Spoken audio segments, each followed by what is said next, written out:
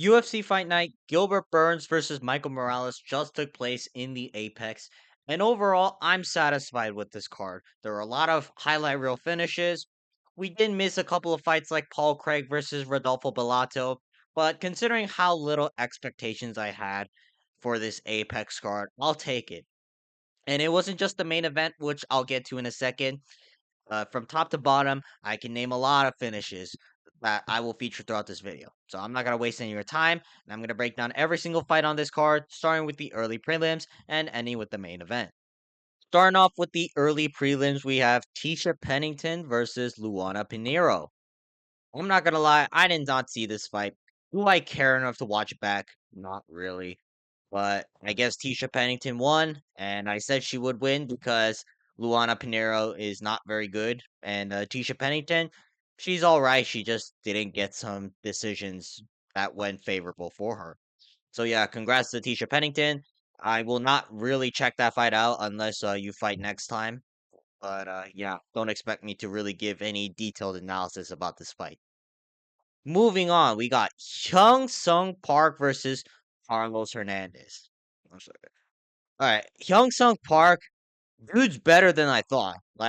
I'm not gonna lie, I was like, ooh, maybe if this goes to the later rounds, Carlos Hernandez might work his magic. But no, Hyung Sung Park was out scrambling Carlos Hernandez and eventually secured himself the rear naked choke. I was very impressed. Carlos Hernandez, it was very hard to grapple. Ray Saruya and Tatsuro Taira had a hard time submitting Carlos Hernandez. And I did not expect Hyung Sung Park to be the one to do that. So yeah, I think Hyung Sung Park, he's gonna get a very big jump up in competition. Please do not give this guy Charles Johnson or anyone like that's known to be the prospect killer. I think if we manage Hyung Sung Park's career correctly, we can potentially see this guy somewhere within the top 10, top 5 even, within like 3 or 4 years. But it all depends on how the UFC is going to match Hyung Sung Park up. And as long as we don't give him the pointless matchups like a Charles Johnson, I think we'll do just fine. Moving on, we got Elise Reed versus Denise Gomez. Not much to break down here. Denise Gomez just beat up on this poor old woman over here. Like, who let this young boy beat up on this poor lady? Like, this is not even a fair fight.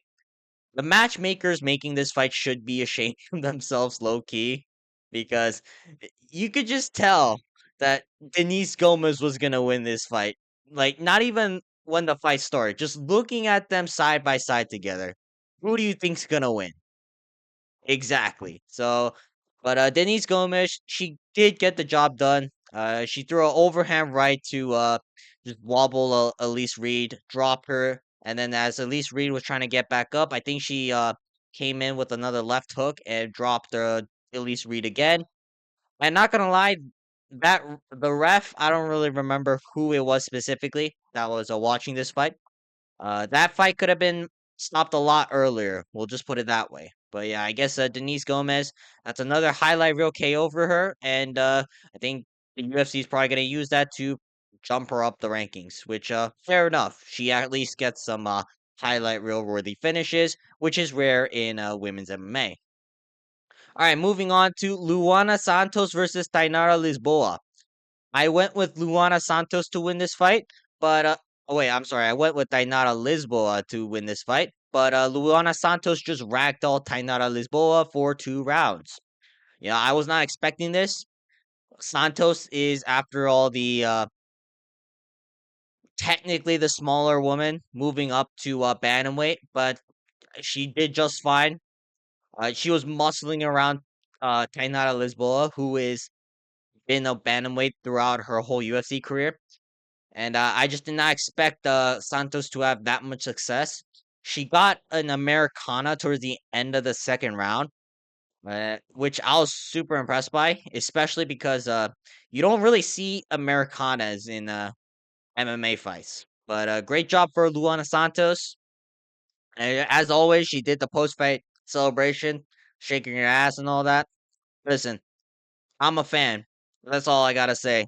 Keep doing what you're doing, Luana Santos. You know, if she wins like maybe one or two more fights, I think she could definitely challenge someone within the top 10.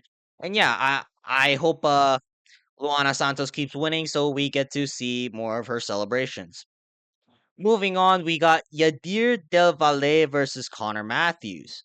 Now, I actually picked Connor Matthews to win this fight for some reason, and I paid for that because Yadir Del Valle just destroyed Connor Matthews from start to finish.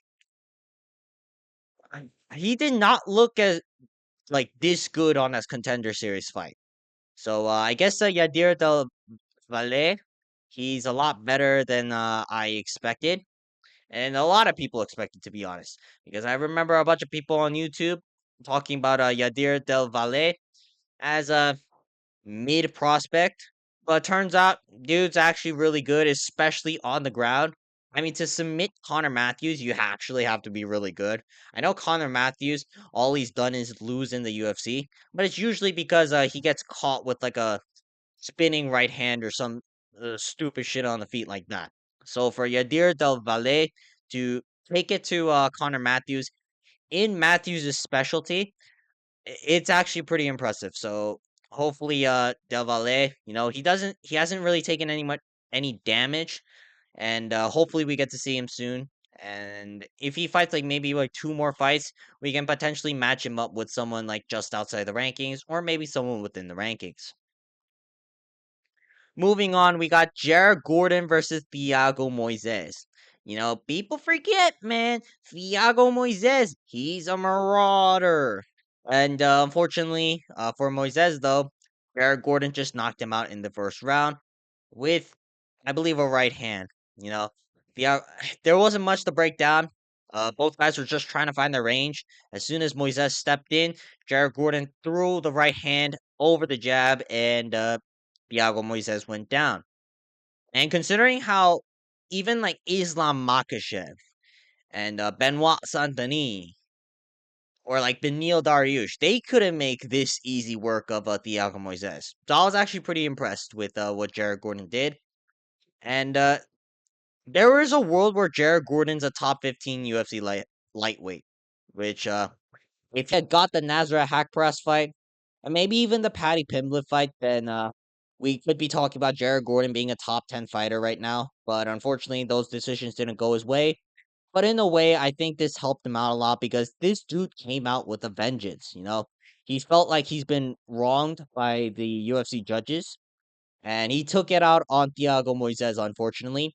And I think if Jared Gordon comes out with more of this energy in his future fights, then he'll probably actually get more fights going to his way, and he'll probably fight someone within the top 10 or 15 soon.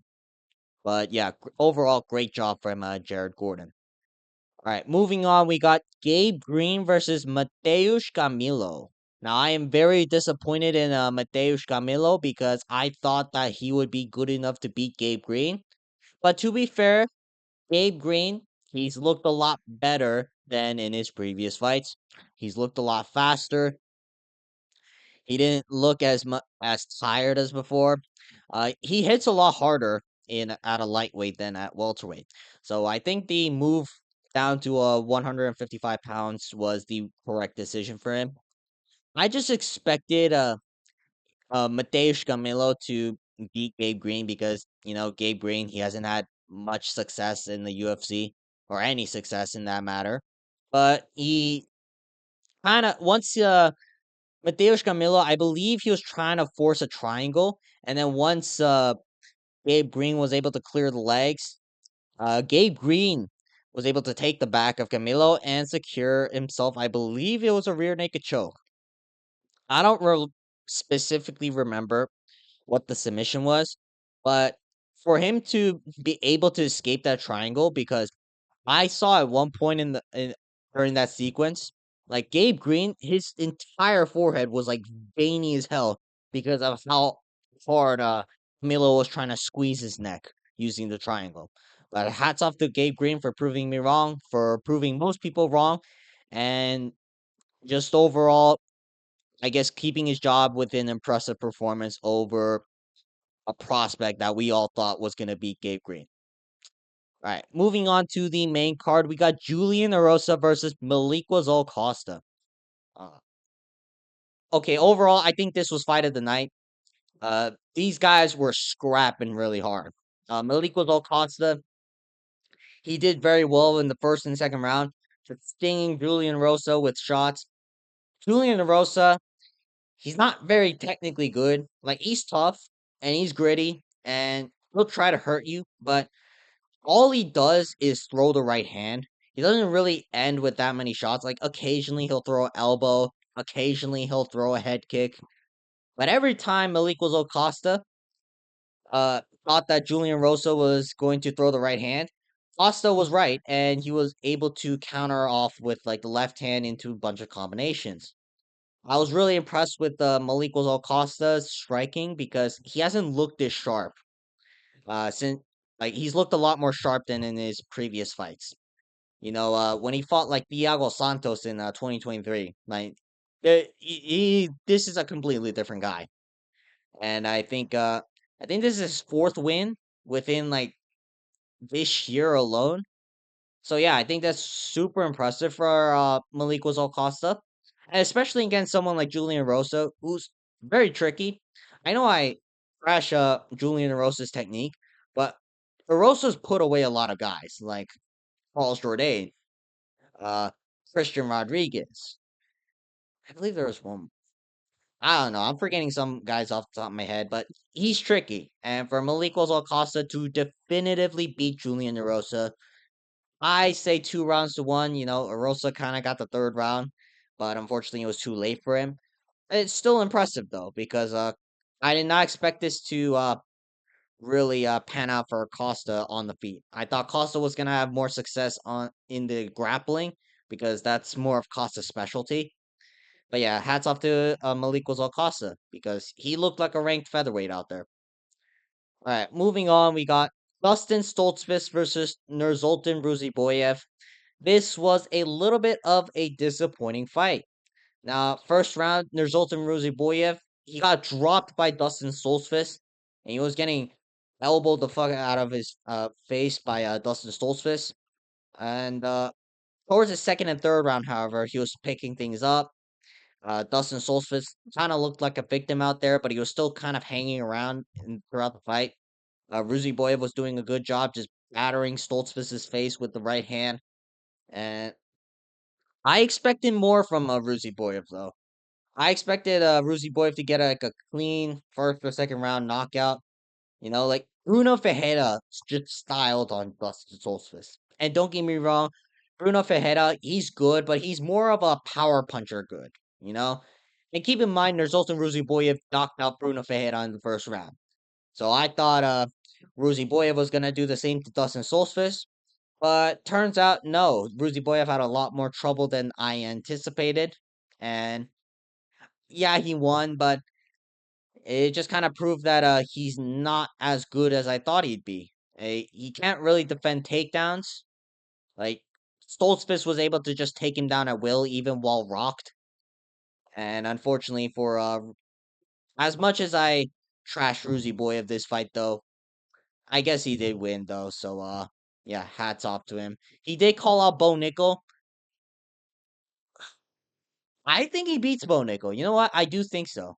Because Bo Nickel has not shown me anything that would like prove otherwise. Like his whole his whole gimmick was the fact that he's a 3 or 4 time NCAA wrestler, but he has yet to use his wrestling effectively. Like Cody Brundage was shucking off Bo Nickel's takedown attempts. He didn't shoot a single takedown against Paul Craig. He failed every takedown against Rainer de Ritter. Am I saying Nursultan Ruzi Boy is at the level of a Rainer de Ritter, let alone Cody Brundage? At least in the grappling, no. But I think there's such a big gap on the feet that Ruzi Boyev will be able to find the body or chin of Bo Nickel and just put him away within the first 2 rounds. But yeah, I guess he called out Bo Nickel. I'll root for him if he fights Bo Nickel. This was a little bit of a disappointing performance though, and if that fight gets made, I'll probably look more into their tape because although I say Ruziboyev should win, oh sorry about that. Ruziboyev should win. I'm not entirely sure. Moving on, we got Sodiq Yuseff versus Mairon Santos. Now I picked Sodiq Yuseff to win this fight, but no, Mairon Santos just tuned up Sodiq Yuseff for like 3 rounds, arguably. First round, neither guy was really finding success, but Mairon Santos was the one landing the cleaner shots. It wasn't by much, but it's just by activity. Like Sadiq Youssef, all he did was like throw feints and just pressure forward. He didn't really throw much of anything. Whereas Mairon Santos, he was just like calm, just trying to find his range and distance, and occasionally throwing a leg kick or like a 1-2. But towards starting from the second round, I think Santos found his patterns and just pieced up Sadiq Youssef from there. Sadiq Youssef, again, he just feints a lot and he doesn't really throw anything with it, and it's kind of frustrating. He, if he needs to throw shots, they're very rudimentary patterns. You know, every time he throws the left leg kick, he always switches. Like, he doesn't know how to throw a leg kick just by standing there. And it kind of frustrates me because he keeps throwing the same patterns over and over again. And I wanted Sadiq Youssef to win because I wanted to be right about this fight. But Myron Santos, he's a lot better than I anticipated. I guess Francis Marshall did make like that big of improvements to where he could have arguably beaten this guy in Myron Santos, who's a lot better than I thought.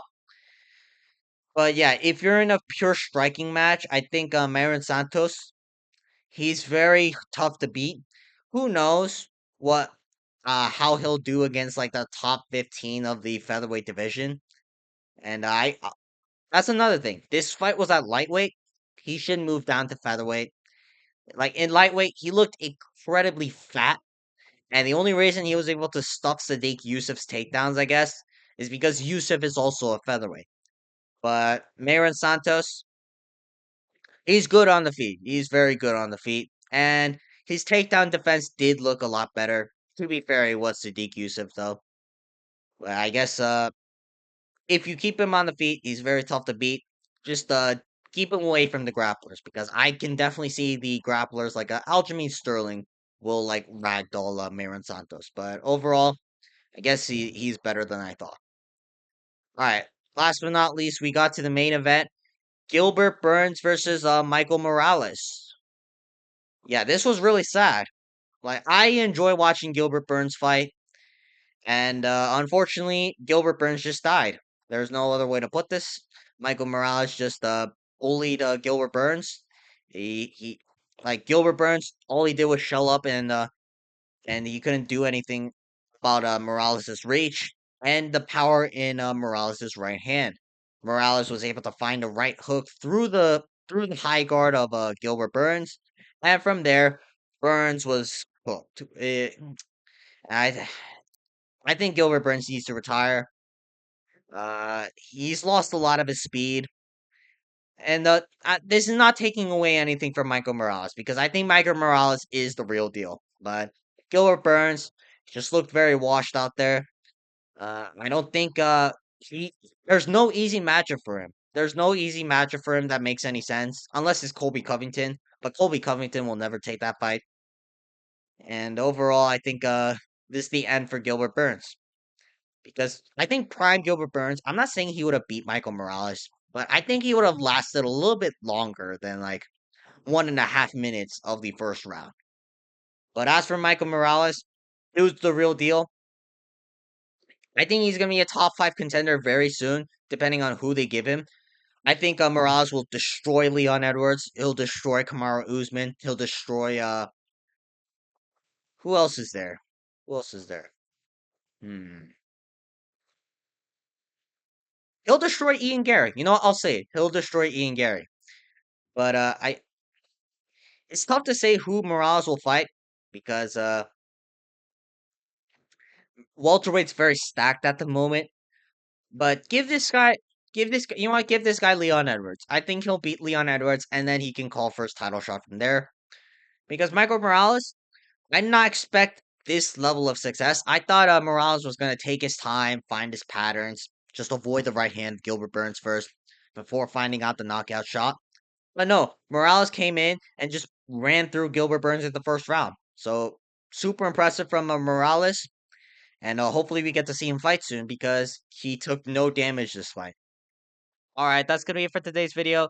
Let me know in the comments down below what you guys thought about Gilbert Burns versus Michael Morales, and also leave a comment down below what you guys thought about the whole event in general. But other than that, make sure to like and subscribe, and I will see you guys next time.